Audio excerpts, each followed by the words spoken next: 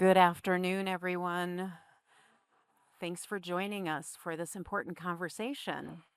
The temperature is cool in here, so that should keep you awake.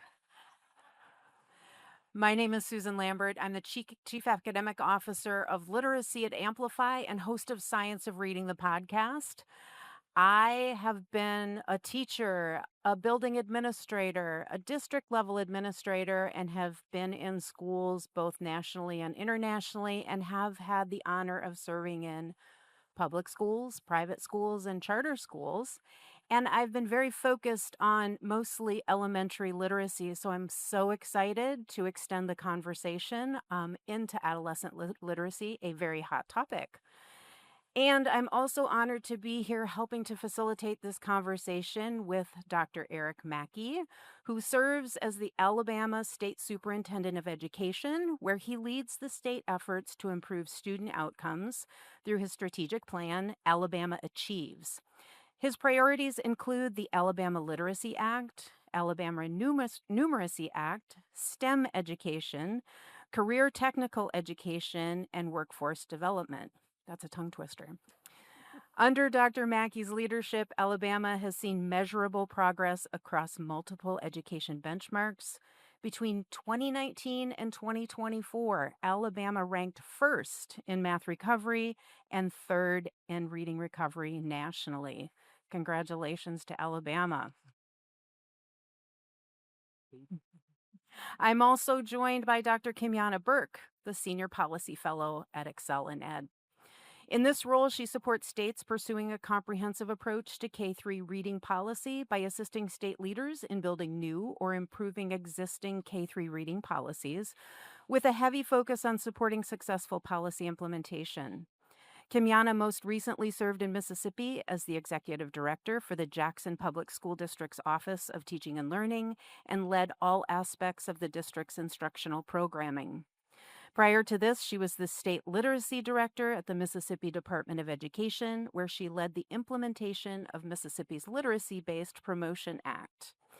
Kymyona began her career as an elementary reading teacher and has also taught middle and high school English. She holds degrees in political science, teaching English, education administration, as well as a doctoral degree in early childhood education. Join me in welcoming them to the panel. So today we're going to explore what it will take to move the needle on adolescent literacy, and we're going to focus on three areas: historical and emerging research that reveals the importance of adolescent literacy, best practices for using data to guide core instruction interventions, and why sustainable improvement depends on policies that align with resources and practices with the needs of schools and students.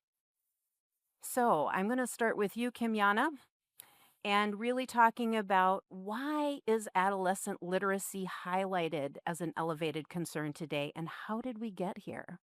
Thank you so much for that question. Thank you all for being here today to be a part of such a timely discussion. I think reading has become the one thing that we all can agree that we need to see improve in our country, right? We are facing a literacy crisis in the country. I think that it is an elevated concern because of the implications, like how it impacts economic mobility, how it impacts the quality of life for our students. And I think now more than ever, there are such a variety of stakeholders who are looking at data.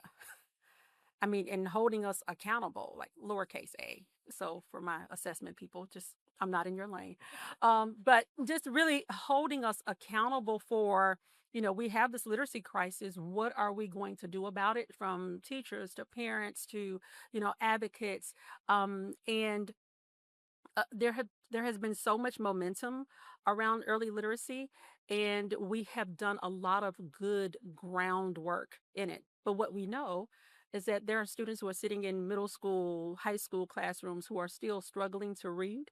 And as a former teacher of secondary schools, I know that when I was in that position, like I taught English, but teaching English is not the same as teaching a child how to read. That I didn't know what to do. And I think that the major piece of this is that what gets measured gets done. I mean, emphasized early literacy. We've measured early literacy. It has gotten done to a degree in a lot of states. We all still have a lot to do. It seems like Alabama is trying to come go past Mississippi, but we'll talk about that later. Yeah. Um, but there has just not been an emphasis on what happens beyond third grade. You like how I did that? What happens beyond third grade? I liken it to um, when you think about a high school recruit for football, and they are amazing at football, right? They're, 5-star and all of this. If during college, if they don't practice, if they're not coached, if they don't continue to train and all of those things, if are they still going to be this high level prospect for the NFL? Probably not.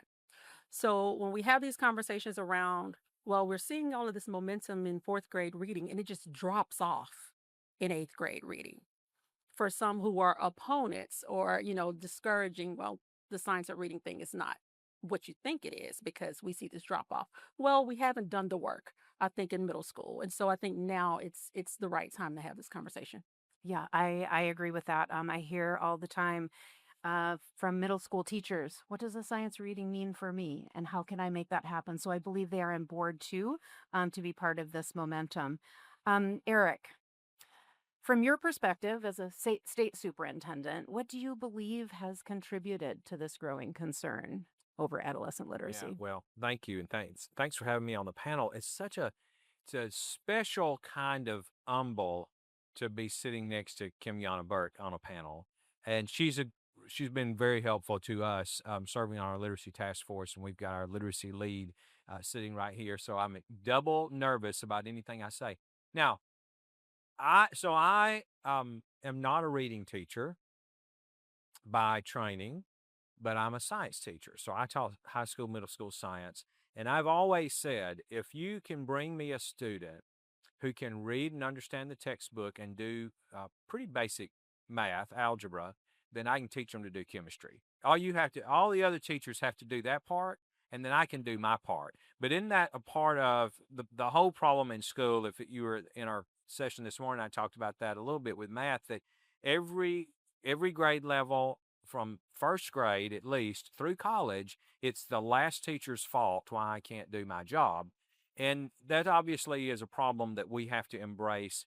We've got to get intermediate and middle school teachers, especially, to embrace the fact that what I said at the beginning should not be a true statement. I should not be able to say, I'm not a reading teacher and get away with it. Because if I'm a teacher, I've got to be a reading teacher. And that's a problem that we recognize. As Kymyona said, we've really focused on K3. We focused on K3. We're making some good gains on K3. We're catching you. We may kidnap you and bring you back. But Wait a minute. but we also realize we've got to teach teachers in these intermediate middle grades how to also be teachers of reading. First tier teachers of reading, like not just the students who have to go to intervention, but every student needs to be taught how to read in the subject. And, Kymyona used a sports analogy, and I'll use a science analogy. If I teach you, say, science, and you're really good and you get A's in science, which almost every kid does all the way through fifth grade, and then I say, oh, well, this child knows science, so we'll just not teach them any more science until we drop them into high school chemistry. And they'll be a complete failure because we've skipped all these building blocks. And for some reason, we think that once a child starts reading, that we are finished with that, which is not true, of course, because reading in the content area is so different from just reading. Reading a novel is so different from reading a textbook. And the more technical the reading is, the more strategies teachers need. Now, for me as state superintendent, I look back to my time in the classroom. I was taught a lot about high school and middle school science, a lot of chemistry classes, a lot of physics classes. I had one course in called teaching reading in the subject area. Some of you are nodding. You had that course too, which didn't teach me much about how to teach reading. And then when I had students who came in, that really could not read on the level the textbook was written, I didn't know what to do with them. I had zero strategies in how to help those students. And so we do think it's a kind of a crisis that's out there because we're creating a gap between the students who can read and understand and comprehend the textbook and the ones who can't, and we've got to close that gap. Thank you. And some of this is related to the poor NAEP reading performance, right? Many of us have heard about it or have seen it for ourselves. How does this NAEP data, Kymyona, really help us to understand the current sort of situation with adolescent literacy? Yeah, I think NAEP keeps us honest. If you've seen or, of course, heard anything about the honesty gap, I know Dr. Wright uses it all the time to reference Mississippi and how we thought our students were performing versus when compared to the nation, other states across the nation, that they really weren't doing well. And just a little statistics for you. I know many of you saw the 12th grade, the headline around 12th grade NAEP that our seniors are scoring at the lowest point that they have kind of in history. But when you think about eighth grade, when we look at the eighth grade data in 2024, our eighth grade data is an average of 5 skill score points below what it was in 2019. And if you know anything about NAEP, you know that 10 skill score points equals a full grade level. So eighth grade performance is a half grade level in 5 years, half grade level below where our students were performing in 2019. And across the state for eighth grade, no state improved, 8 states declined, and the other states, there was no change. So again, we've kind of reached this kind of fork in the road where like it's time to do something about NAEP. When you look at your state assessments, we do have the liberty of adopting our own standards for our states. And also adopting the assessment that is aligned to those standards. But when we begin to think about rigor and mastery and what students should know and be able to do when they get to the next grade level, that varies greatly across the country. And so with NAEP, it is that one measure where we can say, at to what degree do we measure proficiency? And then it's the pulse check. Sometimes, like, nobody's checking on the kids. Like, how are the kids doing? Right? We do a lot of things to make sure that the adults are fine, but we really have to put our fingers on the pulse of really how are the kids doing. And the national data really kind of helps to inform our state data so that we can begin to close that honesty gap as to how we're measuring students, what we're telling parents about how their children are doing in school, right? And then what we need to do as educators in order to make sure that children are where they need to be. Right. Let's talk a little bit about what the research says. Eric, Alabama has a really strong K-3 literacy initiative. What's been the biggest lever for growth in K-3 literacy? Well, that's hard to say just one lever for growth. So our Alabama Literacy Act, which is very similar to the Mississippi Act that was passed several years ago, we passed in 2021, gave us some new tools and levers that we had never had before. Now, Alabama had done a marvelous job with reading. I know I was a principal during the time we had the old Alabama Reading Initiative. We call it old. We still have our Alabama Reading Initiative, but it's a new Alabama Reading Initiative because we made a lot of gains because we pulled some of the right levers, but we never and went kind of over the hilltop and did all the things we needed to do. Like we never brought the higher ed piece into it. We were not able to sustain it when the 28, 9, 10 kind of recession hit and funding started being cut. So it wasn't a sustainable model. And so now when we've rebuilt, we have tried to add in some sustainable things. So I'm going to talk about those levers. So one is making sure all of our teachers are trained. So we did the letters training like a lot of folks in this room have. We used our ESSER funds to pay stipends to teachers to get them to do the letters training, but also to take it seriously. We this just one standout teacher, but I'm sure there were others out there because we had one teacher who got upset because she couldn't get her stipend because she didn't pass the assessment at the end. And we're like, yeah, it's not just sitting in class, it's about getting something out of it. And so it's making it serious to folks. So we did that. We put coaches back in every school, and we built a system of support, some regional coaches, and we concentrated our regional coaches where the lowest performance was. So where are our schools that are struggling the most, and that's where we're going to send the most help. We put in screeners, um, early childhood assessments that are strongly vetted at the state level, and districts to get the money to use the assessment, they have to. We started out, they they could use them for free. The state would pay for it. And then we came back and said, and by the way, especially if you're a lower performing school, even that's not enough to get you to do it, then we're going to say you have to do it. So put it in the law that people have to use state assessments. Um, Getting good quality materials to teach reading. So again, our schools that are full and limited support have to use a state approved curriculum. I won't name the vendor, but we only have 2 on our list, and that was a struggle. We have some districts that aren't using them, but they're not the ones that are in our support schools. And even those, we try to keep pushing them. Like, you really need to look at your data and see how much further you could go if you were using really good materials that are based on the science of reading. And then the last lever I want to mention is higher ed. So we did work with the Barksdale Institute out of Mississippi. We asked them to come in and do something that we thought was pretty high challenge, and it was a high challenge. So that was to take our 25 institutions that can recommend teachers for certification and go into every elementary and early childhood reading program and look at every textbook and every syllabus and evaluate them and give our colleges a score about how they would do it. Now, we did not make those scores public, and that was very controversial for the state superintendent. But I felt like it was a real concern to me that if we said those were going to be public, then professors were going to have 2 syllabi, the one they gave to the raters and the one they were using. And the main thing we wanted to know was the truth about what was going on.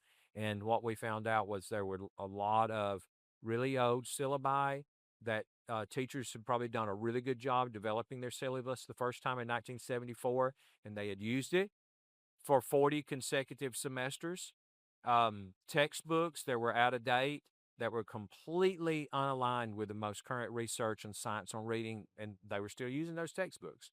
And so we then came along, and our legislature was very supportive, and said, if you don't follow up and remediate the problems in this study, we're going to actually cut the university's funding. That was very helpful. I may have some of our legislative team in the room. We've got a lot of legislators here. And so we began to pull a lot of levers, some of them pretty strong levers, with our districts and with our universities. But all that's to say that most people didn't necessarily need a lever. What they needed was education and inspiration. Once they realized what needed to be done, and that in many cases what they were doing wasn't working, they wanted help to get better.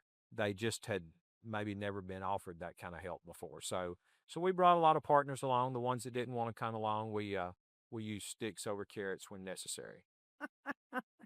I love that. And so now you have extended into an effort called Beyond Third Grade, or BG3.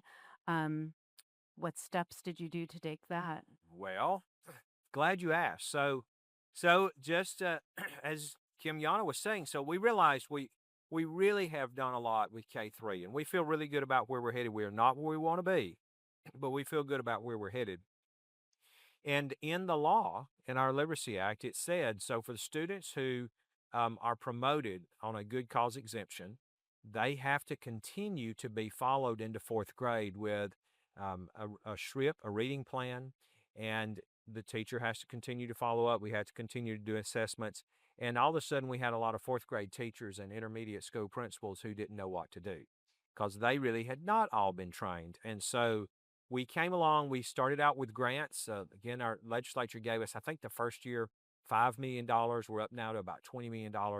And this is not formula driven, it's grant driven. So we look at the schools that have the greatest need, the most students who have SRIPs and or have lower performing students, and then we offer them grants to go into 4th and 5th grade primarily and do interventions with students. I will tell you that the most I think if this is not changed, most of them are using those grants to hire intermediate school reading interventionists.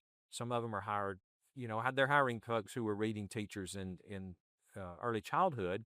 Maybe they've retired and they can come back and work part time. In some schools, or they're hiring full time folks.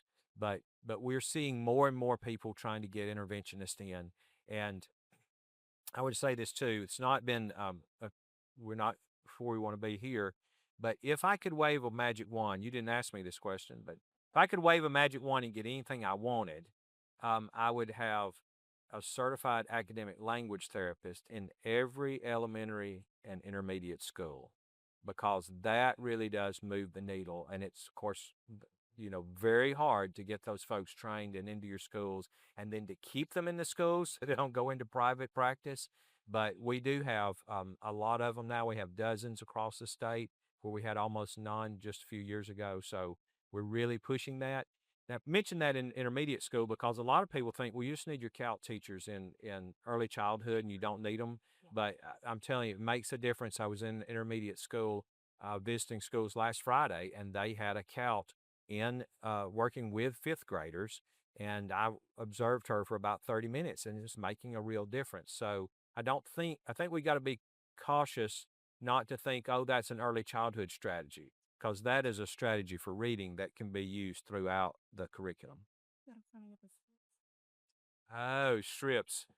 Reading intervention plan. It's S is school. Yes, school.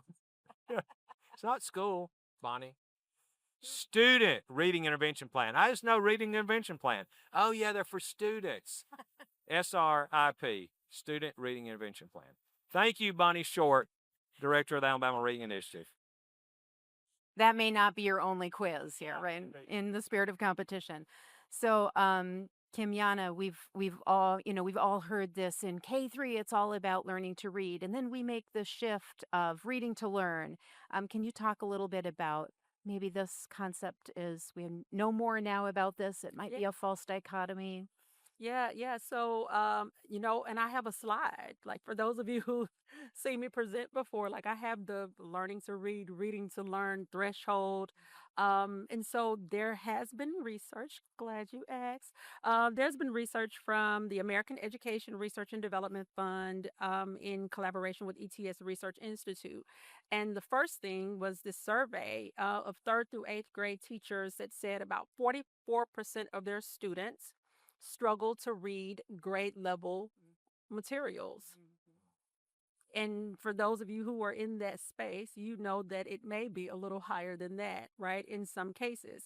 So they have this report called the Decoding Threshold, and they use this tool called Read Basics.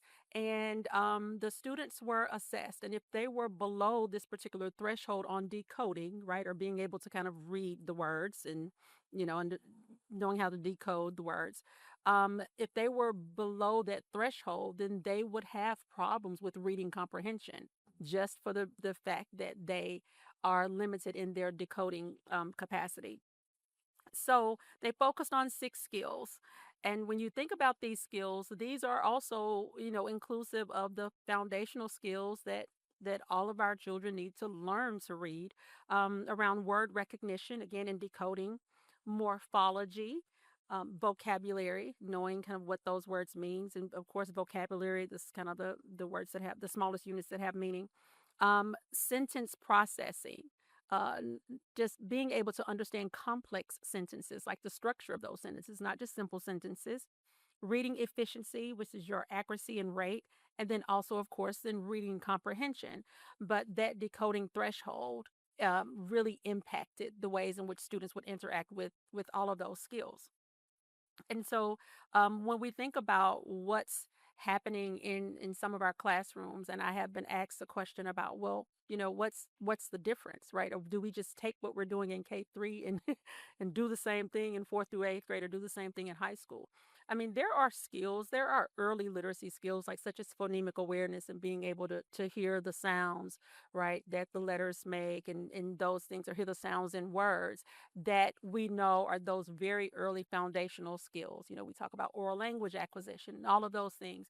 But as students get older, we also have to think about grade level appropriateness as far as their access, right, to different materials. But we also have to think about those skills and how we have um, um, like multisyllabic words, like availability, right? When we think about that and like all the different units of meaning that are even within those words, prefixes, suffixes, all of those things. And so there does become this opportunity for students to begin to advance their skills. And as Dr. Mackey mentioned earlier, the texts become more complex, right? You're reading now content specific texts in biology that you have not been exposed to in your daily conversations with your peers or in your English class. And so it takes a lot to even think about the text structure that's used in those particular content areas. What's used in math? What's My daughter's a biology major,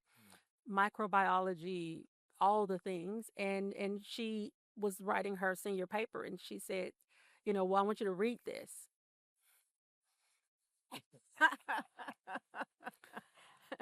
And just let me know when I'm missing. So it was, I mean, she's looking at the study like of sickle cell anemia, like in all the things. And then there's like this CRISPR Cas9, like I remember those. I don't even, it's gene editing, whatever it was. I was just looking and I was reading and I was like, well, you need to define what this means.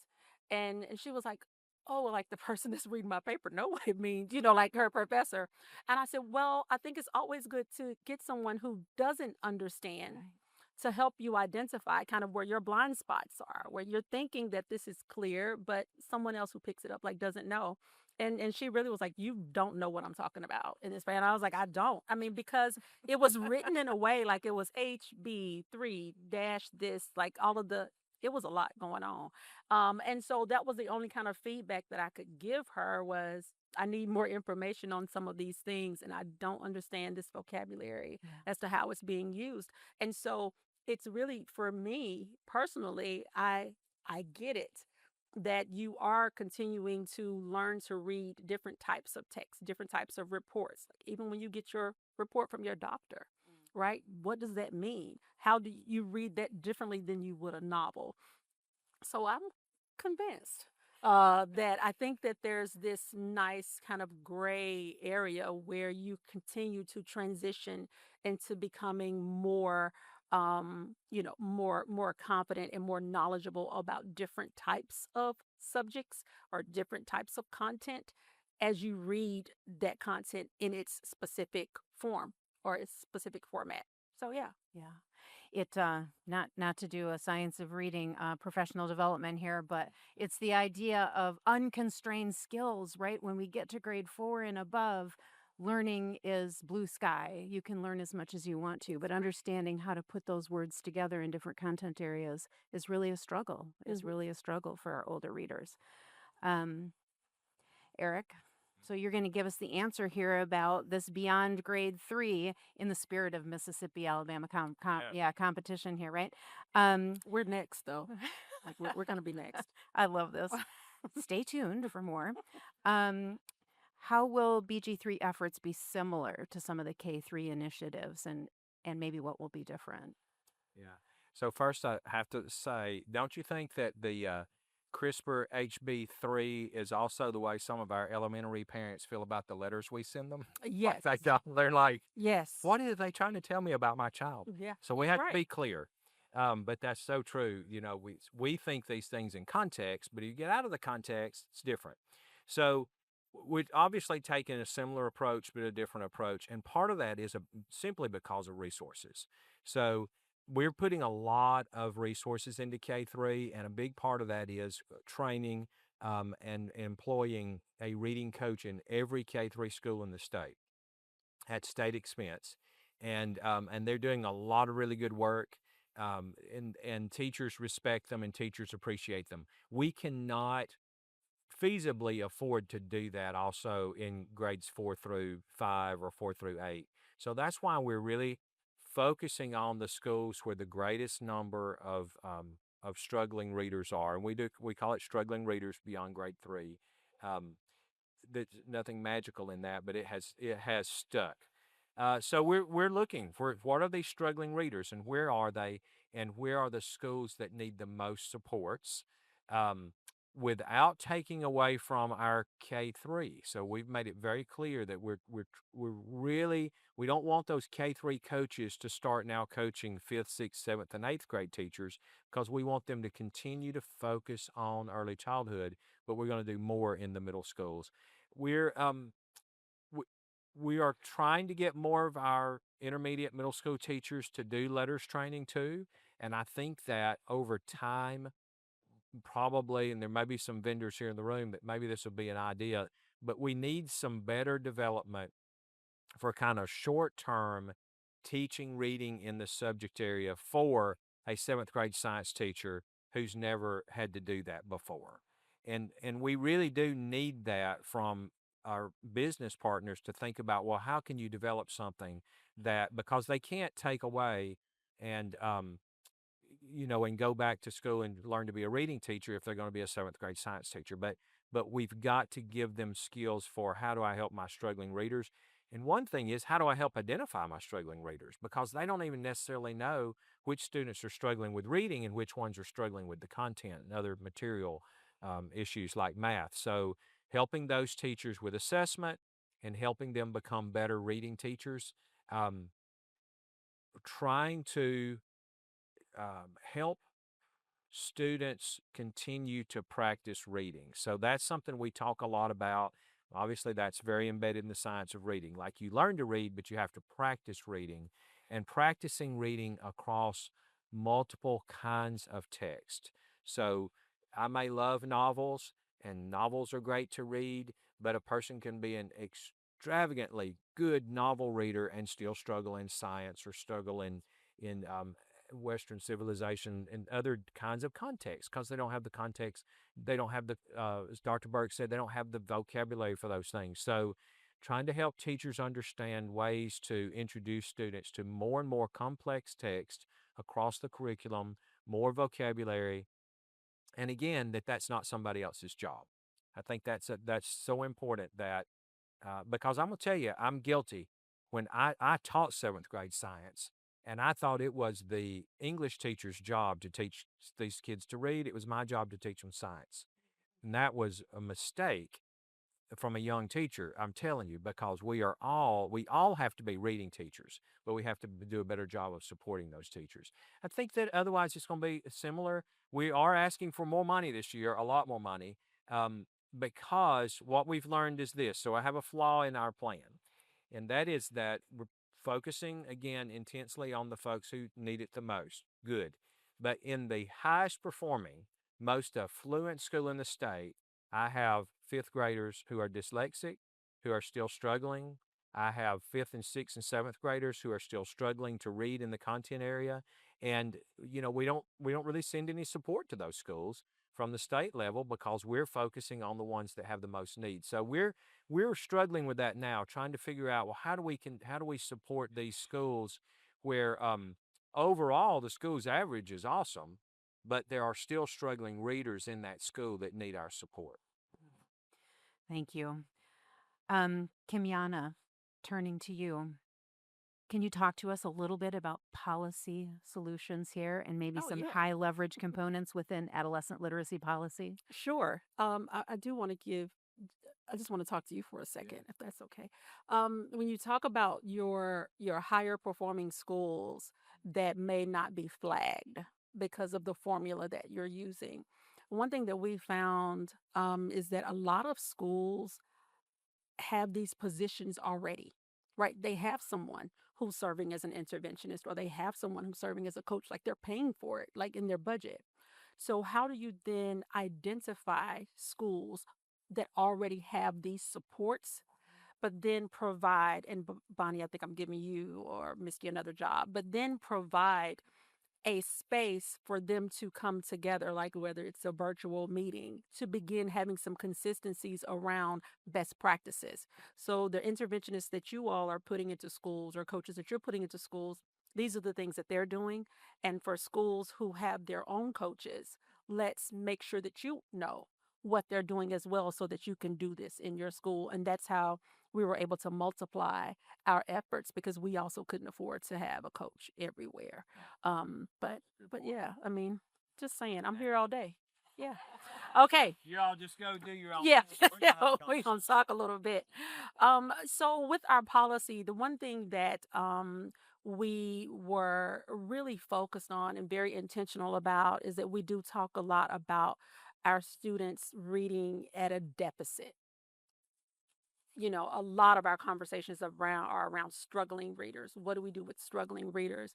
And the quote that's going around that you cannot intervene your way out of a tier one problem. And so we intentionally in our adolescent literacy policy focused on prevention, tier one, core instruction, like what needs to happen at the core of instruction. So the preventative measures is the professional development first, building teachers' knowledge. But you're exactly right, and we've talked about this too. What what amount of professional development do our biology teachers need in the science of reading? Is it the kind of the intro to the science of reading and awareness that it's not that your student hates math, right? They can't read math, they can't access math content. And so, how do we give our content area teachers not only just the basic knowledge of the why? Sometimes it helps to understand that these my students may be struggling with my content, not my delivery, because teachers blame themselves a lot. Like they just will not get it when there could be an underlying problem. But the professional development across content areas, of course, the coaching, the support for teachers, the screeners. So there are a lot of schools that when we adopt our K-3 policies and we say you have to screen 3 times per year, and they're like, okay, screening K-3 3 times per year.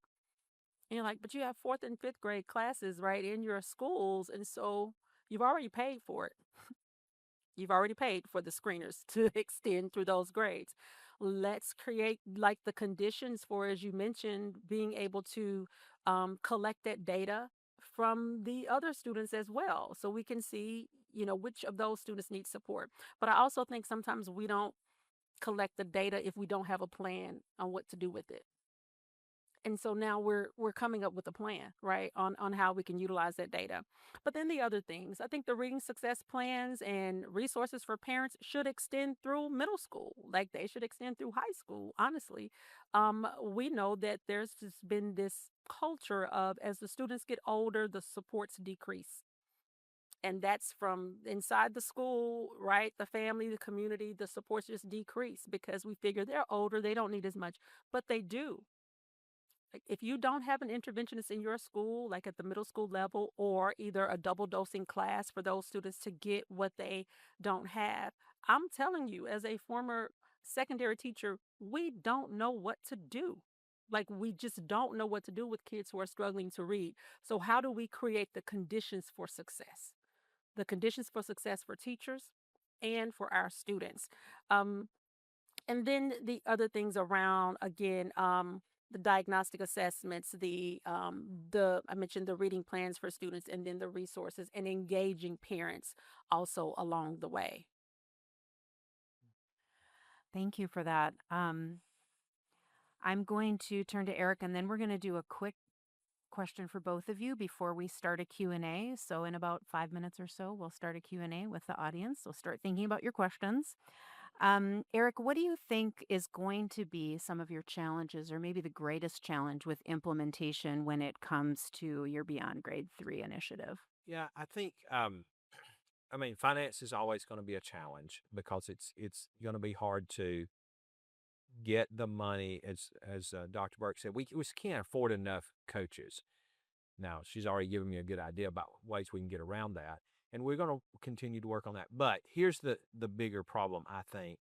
It is convincing those teachers that they have to be teachers of reading and helping them understand that they need coaching.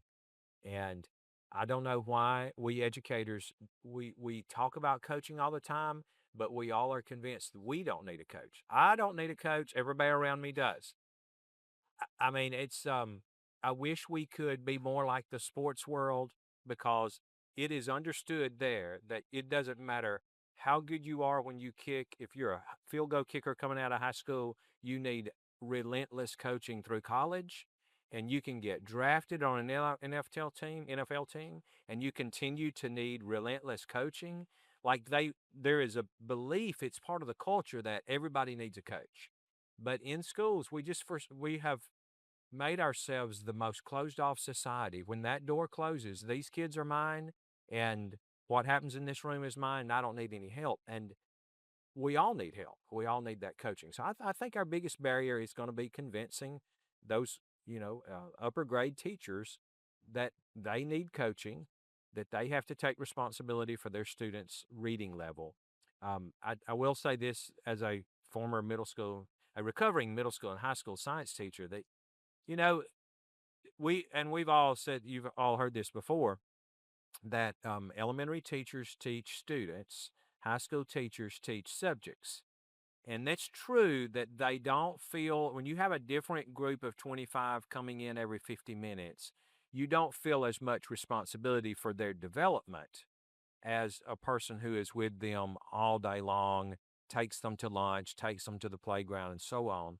And so I think that's a barrier. We have to convince these middle school and high school teachers that no, you have a developmental responsibility too, and a big part of that is to develop their reading skills.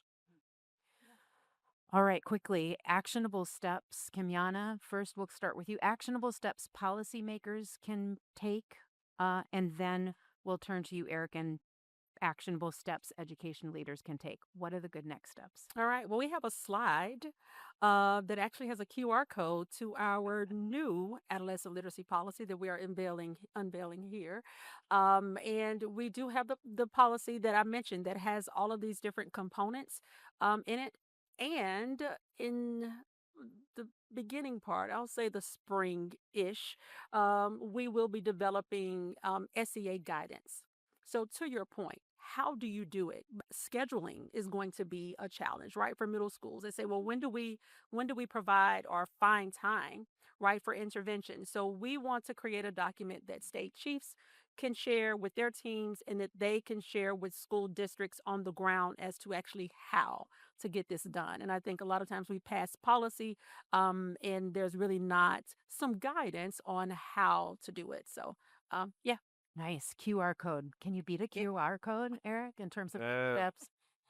be relentless, and start somewhere. Um, the first year, our beyond grade 3 reading, struggling readers beyond grade 3, we started the first year. Our board, our state school board, we talked about this, I think, in our retreat that year. Oh, this is an issue we need to address. We need to address. And we asked our legislature for $5 million. And I can't tell if I have some legislators here, so don't take offense. Well, the first draft of the budget came out, it was zeroed out. The second draft of the budget came out, it was zeroed out. The third draft of the budget, it was zeroed out. And finally, in the last draft, when we were getting into like 1 week of the session left, I met with our budget chairs, one of whom is at this meeting here, and they were like, is there anything missing in the budget you really need? And, I know how those meetings go. Like, you can't ask for 20 things. But if you ask for one thing as a state chief, you are likely to get it. And I said, yes, I need the $5 million for struggling readers. And it appeared in the next version of the budget. And then the next year we got like 10, and then we got 15. So you just have to be relentless, and you have to start somewhere. So, if you say, well, I've only got enough money that I can do fourth grade, and I can only do 10 fourth grades, then do 10 fourth grades. Start somewhere and then build on success. Great advice. Great advice. All right. We are going to open up the floor to questions. So if you have a question, we would love for you to approach the mic and ask your questions. Again, I just want to say how exciting this is to talk about adolescent literacy as we start to extend what we know about what works well with the foundations in K3. All right. Hi, my name. Oh, that's loud. Hi, my name is Laura Hendricks. I'm the executive director of Oklahoma Parents for Student Achievement. First, I just want to say thank you so much for this panel. I took a ton of notes. I don't really even know how to phrase this question other than I'm scared. Help. This is the premise. We already have students who are graduating high school who aren't even able to read, and some making national news. In some cases, these students are actually accredited as though they're honor students. I think AI is only going to increase this problem exponentially. What do we? I mean, I absolutely love the idea of teaching all teachers to figure out whether a student is struggling because they're of reading or the material. But what else can we do? Want me to start? Yeah, I'll start. I think that that's the first thing. It is an awareness. New Mexico now has science of reading training for their teachers through 12th grade. I mean, it's the investment that you talked about. It's starting somewhere that you talked about, but also it's the transparency of it all. I think that there's also accountability because as we think about as educators, the grades that we're sending home to parents, right? I remember being in Pennsylvania and one of the people from the chamber said for every 100 jobs in Pennsylvania, we probably have 66 people who are qualified for those jobs. So again, it's not just impacting education, it's impacting the economy, it's impacting the workforce. But I'm all about an all out campaign.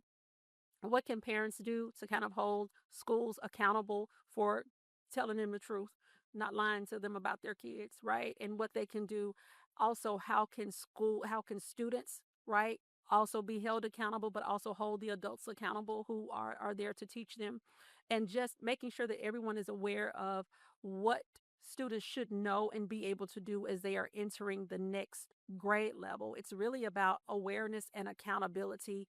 But these types of efforts, as we've begun with the K-3 effort, and I know Oklahoma has done a lot in that space as far as adoption of policy. The implementation part is where the rubber meets the road, and what's next.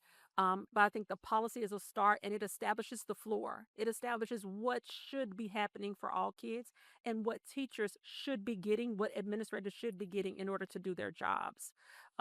Is there anything you want to add to that? I just I would say don't be discouraged. You have to go back to my last comments. You have to start somewhere, and it may be you identify some willing partners, some principals in schools that have a large number of those students, and they say we know this is a problem. We want to fix the problem, and if you create a demonstration site, if it's just one place, then that will that'll work. But we can't let being overwhelmed at this huge thing we all have to do stop us from doing something. Like there's always got to be a first step. So I would say she's got all the right technical answers, and my advice would be you can't let you can't let being overwhelmed stop you. Like you got to take the first step somewhere.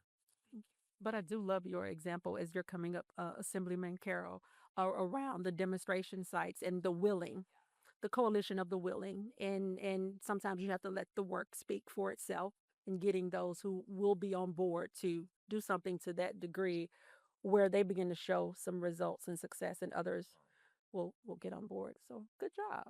Good afternoon. I'm Assemblymember Bobby Carroll from New York. And I couldn't agree with, I know Kymyona very well. We've talked many times. I couldn't agree with all of you more about building a school day around literacy, especially in elementary school, and focusing resources towards interventionists.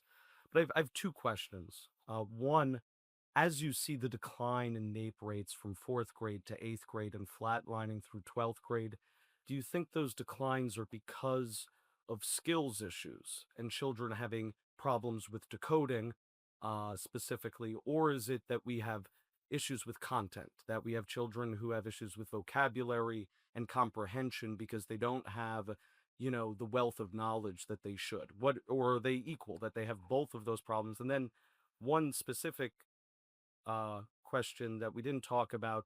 I think interventionists are wonderful. Obviously, evidence-based literacy instruction is important. Have we thought about having teachers go through school with the same class, where your first grade teacher follows you to second and third, as a way to effectively help students, especially students, I think, with language-based learning disabilities that we know need intensive intervention for years to become successful students. And too often, I think what happens is we provide a little bit of intervention, we get a little bit of cure, and then we get a lot of backsliding once we stop that intervention. So I'll be quick and respond. We'll respond backwards and then let you respond. So looping, letting a teacher teach a group of kids and then move up with them. My experience has been that if you have a great group of kids, you love it, and if you don't have a great group of kids, you think it's a bad idea. And I've literally practiced that, and it just depends. Sometimes teachers are like, I want to move on to a different group of kids, but there is some, I don't know the exact data set, but there's some research around that, and it does have some promising things, mostly because that teacher becomes so attached to their students and those families. And so, and if they, especially if they don't lose touch with them in the summer and those kind of things, then they can, there can be some positive benefits, but it's difficult to do. It's not always easy, and some of that's in policy and pay and even certifications and those kind of things. But it can be done. Um, but I wanted to talk to you about your first question, and now I've lost the first question. Decline. Yes. Okay. Declines. So here's my thing on that. I think we need to do a lot of research into that, because I don't think we know exactly. But my suspicion is that a lot of it actually has to do with our last general session and the introduction of phones and screens, and that people don't have the staying power to read and digest longer passages Stamina. and the stamina. They don't stick with it, and so what we see is that students can read, but they quit reading after the first paragraph, because I'm telling you, we're seeing a lot of adults that are doing that now. And I hear that from news reporters all the time. Like, only what you get in the first paragraph matters because people don't read the story. And I think that we're seeing a plague of that, though, in intermediate and middle schools, where students are not willing to stick to it.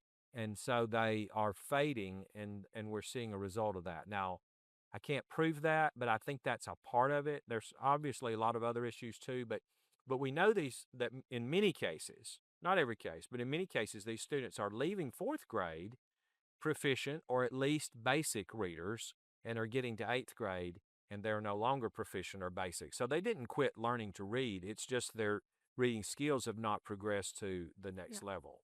Yeah, and I think that there's always been there's always been the knowledge. We have Scarborough's rope to let us know that you have the foundational skills and that you have language comprehension. And again, it's getting everyone on board, like the both and as they move to fourth grade, to fifth grade, to sixth grade. Are we talking about, are we building knowledge? Right? Are we looking at syntax? Are we looking at semantics? All of these things that we're saying, are a continuation or an advancement of the skills. We haven't just taught teachers in the upper grades how to continue that work and how to advance those skills. And so, again, I think that we all can take some accountability or responsibility for saying we have the science on language comprehension, but not emphasizing that as we're teaching kids. Thank you. Yeah, thank you. Good afternoon. I'm Lori Borcon with Renaissance, but I'm speaking to you as a decoding dyslexia mama bear. And Dr. Mackey, you said do one thing. And I want to posit looking at test scores for middle and high school kids. We've basically trained the country for K through 3. You wouldn't think about not looking at a test score. But for those middle and high school kids, I couldn't convince them to think about, for instance, my daughter, that she reads at a fourth grade level. And when she looks at those texts, it might as well be in a foreign language. So if only they would have looked at her IEP, which they never do, they would have been able to see that there would be no way she would comprehend. And that's not a policy thing. I understand that. That's a leadership thing, an educational leadership thing. But if all teachers are supposed to be reading teachers doing one thing, if they had just looked at her reading scores, they would have had some idea of where she was coming from. No, that's a point. It's a point well made, and because I don't think, again, that to me that goes back to that high school teachers and really middle school teachers think they teach a subject. Elementary, early childhood teachers think they teach a child, and there's not this this feeling of I've got to hold on to the children. And I'm going to defend middle school teachers for a minute as a former one. So one thing is most of them have 150 kids a day they see. And so they're like, what do I have to do to, how there's, it's overwhelming to do this for every child, which goes back to having some interventionists and coaches who can help you do that work too. Very good point. Thank you. Yeah. And also leadership. You could come on for your question. Also leadership. We have to make sure that our leaders have the knowledge. They can't just send teachers to professional development. They also have to go so that they can change the culture around what this looks like in secondary schools. But they also need to be kind of aware of what the needs are as well. And I just think that it's a culture shift when it comes to middle and high school, and students being able to teachers being able to look at the data and then know what to do about it. And I really kind of stand on that. You know, there are some states where they've said, like, we just don't say dyslexia, because we know if we screen students, we got to be able to do something about it. If we tell parents that your child may have dyslexia, they're looking to us for answers. And so sometimes that's the part of not looking at the data. It's just, you know how when kids are little and they're hiding behind something and you like clearly see them and they're like, you don't see me, you don't see me. But like, really, like, there's data where it's just like, you don't see me. And we're just kind of acting like we don't see it because we don't have solutions. And so now we're hoping to give you some solutions today. Thank you all for your time today. I'm just curious, could each of you speak to the data that you've selected to inform your progress, your growth, and the decisions that you made? You wanna go? You can go. Oh, so we talk a lot about NAEP, but NAEP is actually our probably least important data point. We only use NAEP as an autopsy to see if we got it right before. So we feel pretty good about our state assessment. We rewrote our state assessments in 2018-19. We were supposed to roll it out in the spring of 2020. Jinx. Yeah. So we did in 21, and so we have really good data from 21 to now. Unfortunately, we don't have really good data at all from like 16 through 20, and then the data before that aren't comparable in a way we can do anything with them. But the biggest piece is when we wrote our new assessment, we also required the vendor to do interim assessments that are free to the schools, that they aren't used for accountability, they aren't used for teacher evaluation, they are just used to inform instruction, and they're completely aligned to our end-year assessments. And in fact, we use old questions from the end-year assessment and roll it into the interim. We also we pay for screeners for the schools, and we pay for an early childhood assessment that's vetted by our state literacy task force. I've got some members here in the room and former members in the room. So we vet those, and if they're going to, we pay $6. It's, state. It's the state of Alabama. So we give $6 per child for early childhood assessments, and the districts can buy what they want, subject to it being approved by the Literacy Task Force. And so there's several different data sets for them to look at. Yeah. And I'll just say, I agree. Like, you can't depend on NAEP. NAEP for your in-class instruction, right? By the time NAEP comes out, those students are probably 2 grade levels, like in another grade or in another school even. So you have to think about, as I began the conversation talking about, like, the rigor of your state assessments. We have 3rd through 8th grade assessment data, kindergarten readiness data, universal screener data, and again, those types of assessments to make sure that we are monitoring the progress of students. Yeah. Thank you. Well, I had a great ending lightning round question for both of you. We can't get to it, unfortunately, because we're at time. But round of applause for them. Thank you all for joining. Thank you for caring about adolescent literacy.